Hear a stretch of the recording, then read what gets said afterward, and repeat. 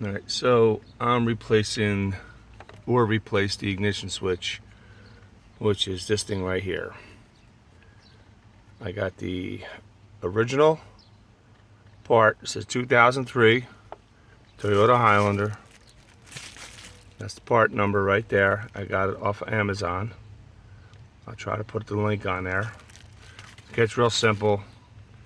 You have two 10mm bolts. One's over here, and the other one's over there. Okay.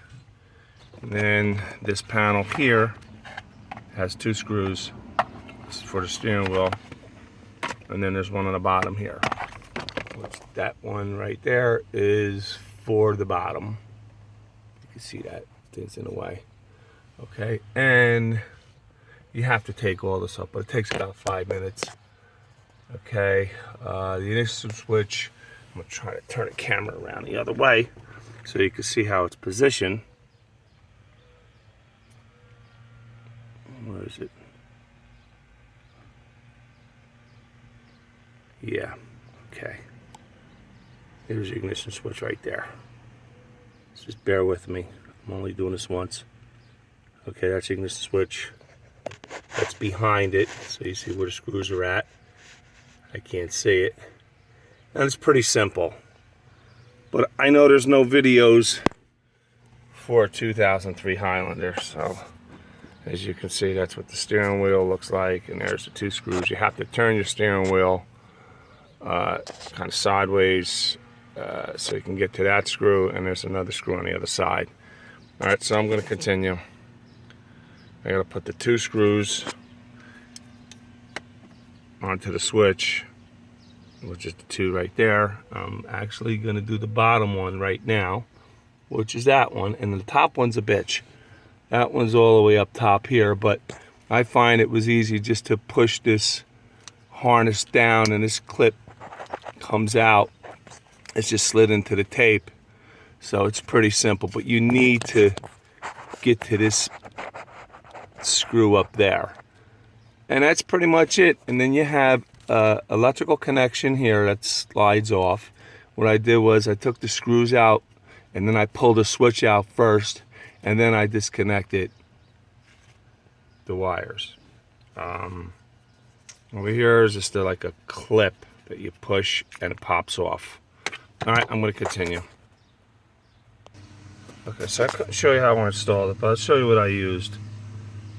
I use a magnetic screwdriver, okay? And you got to go all the way up. Kind of like position it like this. Make sure the screw's on it. You probably can't see my hand. But if you look toward the back here, you can probably see it now. How the screwdriver, get this thing out of the way. Okay.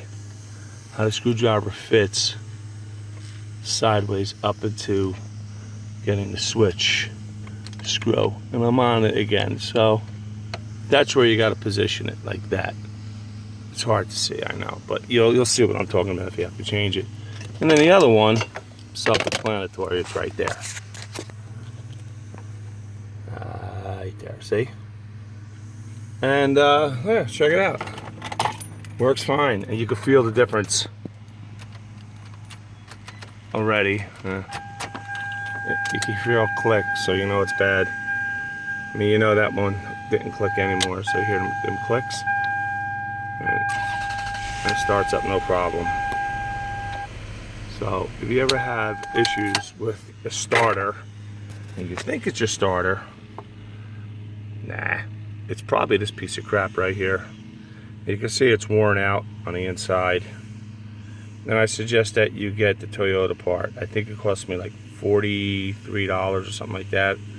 AutoZone's going to charge you a lot of money. So I hope you enjoyed this video. Please like it, and I hope I helped everybody out. I'm going to continue this, and I'm going to put the panel back on, and that's it. I'm making a video. So that's it. That's the end of my video. As you can see, I used pretty much, I didn't need that drill. just in case if I had to get to some crazy stuff. But there's a bolt there, right there, and this lid pops off, and there's a bolt there.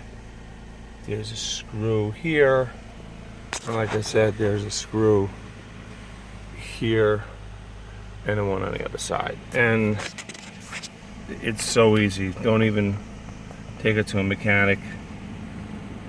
And that was the culprit. It wasn't my starter. It wasn't my starter relay. It was that little piece of shit right there.